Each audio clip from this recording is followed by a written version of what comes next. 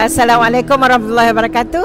Umi nak share sikit lah. Antara yang Umi nampak kesilapan-kesilapan yang kita boleh tengok dan kita baiki ya. Ni bukan Umi nak menyalahkan ibu ayah, tidak.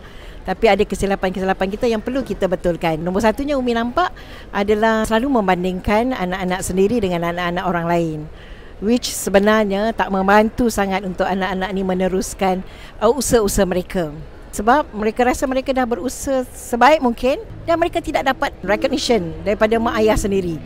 Bila tak dapat pengiktirafan daripada mak ayah, walaupun ya mungkin tak dapat A, tapi usaha, the effort that they made sangat sungguh-sungguh.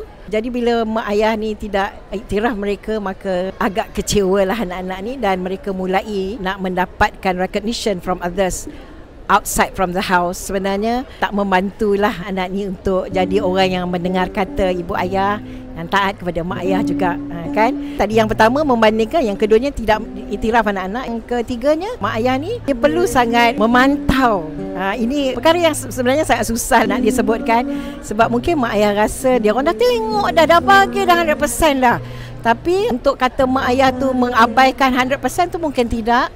Tapi pengabaian itu berlaku di mana anak-anak kami di Rodatul Sakinah, kebanyakan daripada mereka ini bersendirian di dalam bilik, buat apa saja yang mereka suka tanpa diketahui oleh ibu ayah.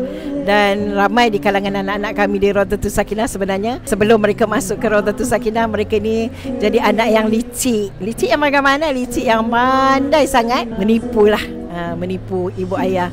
So sebenarnya mak ayah perlu sangat memantau anak-anak ni bersama dengan mereka dalam pembesaran mereka itu, melihat ya perkembangan mereka.